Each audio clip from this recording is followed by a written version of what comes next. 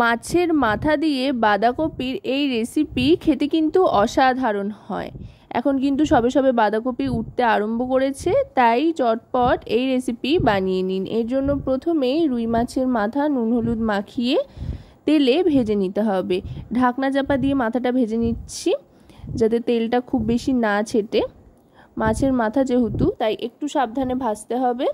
মাথাটা ভাজা হয়ে গিয়েছে, এবার তুলে নিচ্ছি। এবার এই বাঁধাকপিটা যেটা কুচিয়ে নিয়েছি, এখানে একটা মাঝারি সাইজের বাঁধাকপির অর্ধেক একেবারে মিহি করে কুচিয়ে নিয়েছি।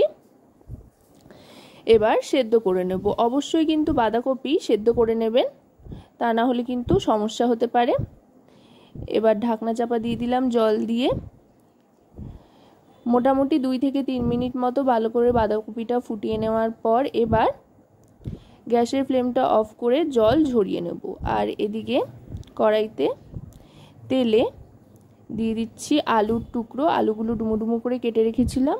আলুটা ভালো করে ভেজে নিতে হবে একটু লালচে রং করে। গ্যাসের ফ্লেমটা মিডিয়াম টু হাইতে রেখে আলুটা ভাজতে থাকতে হবে। দেখুন আলুগুলো কিন্তু লালচে একটা রং চলে এসছে। এবার আলুটা তুলে নিচ্ছি। আলুটা তুলে নেওয়ার পর এবার এই তেলেই বাকি রান্নাটা করে ফেলবো। ফোড়ন হিসেবে দিয়ে দিচ্ছি সাদা জিরে।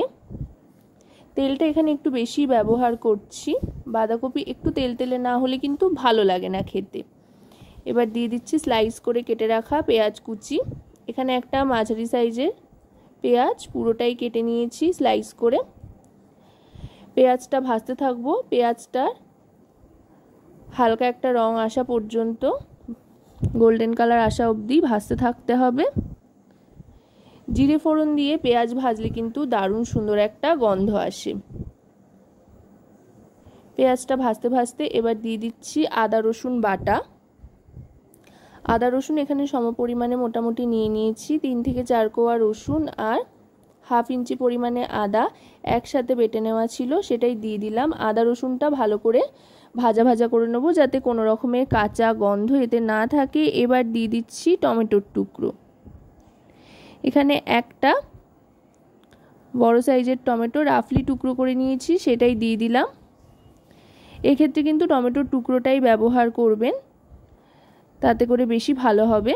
তারপর দিয়ে দিচ্ছি হলুদ গুঁড়ো 1 টিস্পুন পরিমাণে। তারপর দিয়ে দিচ্ছি রোস্টেড ধনে আর জিরে গুঁড়ো 1 টিস্পুন পরিমাণে।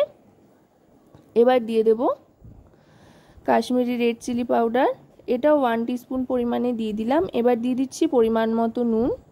মোটামুটি 1 টেবিল চামচ মতো নুন এখানে দিলাম, যতটা বাঁধাকপি রয়েছে সেই অনুযায়ী।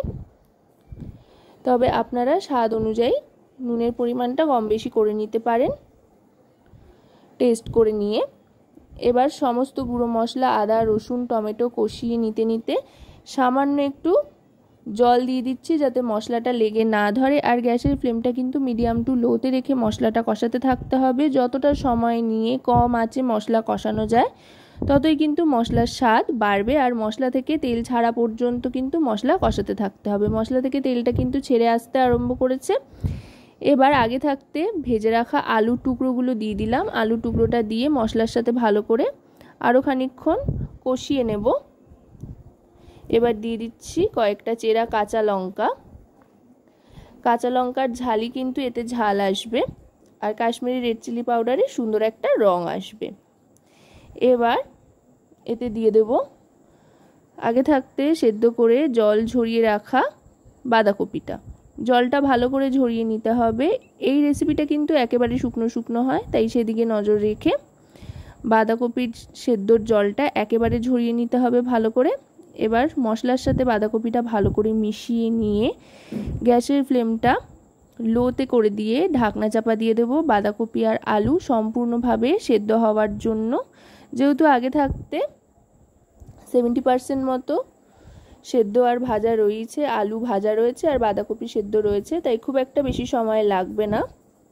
মোটামুটি 3 মিনিট মতো ঢাকনা চাপা দিয়ে রাখার পর ঢাকনাটা সরিয়ে নিলাম। দারুণ সুন্দর কিন্তু একটা টেক্সচার চলে এসছে।